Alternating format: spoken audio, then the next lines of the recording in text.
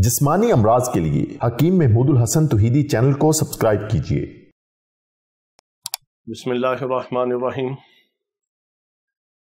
मोहतरम भाइयों और बहनों, अस्सलाम वालेकुम वरहमतुल्लाहि वबरकातुह। आज हम आपको पपीते के फ़ायदे बताते हैं।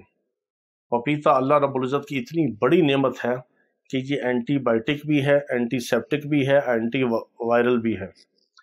ये वायरल इन्फेक्शन को कंट्रोल करता है, डेंगू का इलाज है, जहरों का तरियाक है, ख़तरनाक किस्म के बुखारों का इलाज है, मैदे और अंतड़ियों की तमाम बीमारियों का इलाज है।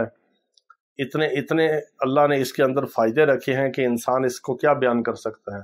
ये अल्लाह की बहुत बड़ी नेमत है। पपीते के बीजों की अलग दवाइयाँ बनती हैं, उसके अलग फ़ायदे हैं। पपीते के छिलकों को गोश्त में अगर डालें तो गोश्त गल जाता है, जो वैसे सख्त गोश्त हो नहीं गलता हंडिया में, पपीते के छिलकों से वो गल जाता है। पपीते के छिलके उबाल कर पीने से भी फ़ायदा होता है।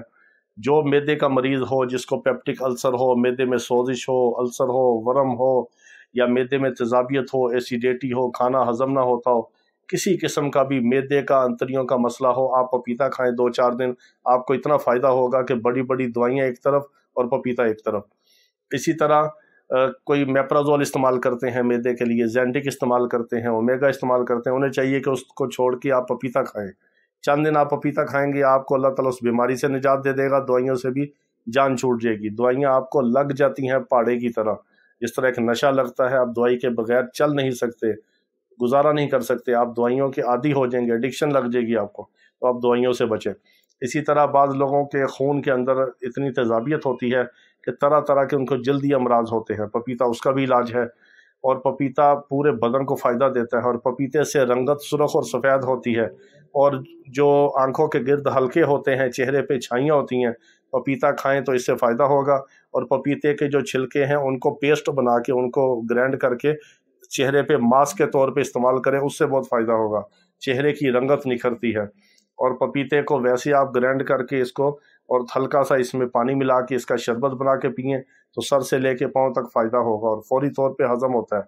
और पपीता जो है ये बवासीर का इलाज है, बवासीरी जहर का इलाज है। जिसको पकाने के साथ जलन हो, खून आता हो, मौके वाली बवासीर हो, किसी किस्म के भी जो तेज़ाबियत के अमराज हैं 70% उनका इलाज है पपीता। बग़ैर दवाई के आपको फ़ायदा होगा। हम आपको ये चीज़ें इसलिए बताते हैं कि आपको फ़ायदा हो, आप हमारे लिए दुआ करें और हमारे लिए सदका जारिया बने। आपसे गुजारिश है कि आप हमारे हर पैगाम को दूसरे मुसलमानों तक पहुँचाया करें, दूसरों को भी फ़ायदा हो, आपको भी सवाब मिले, हमें भी सवाब मिले। और फिर भी किसी बात की समझ ना आए तो आपसे कमेंट करके उसका जवाब ले लिया करें।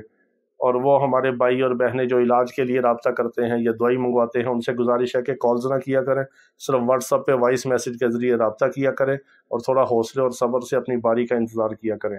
बारी से सबको जवाब दिया जाता है।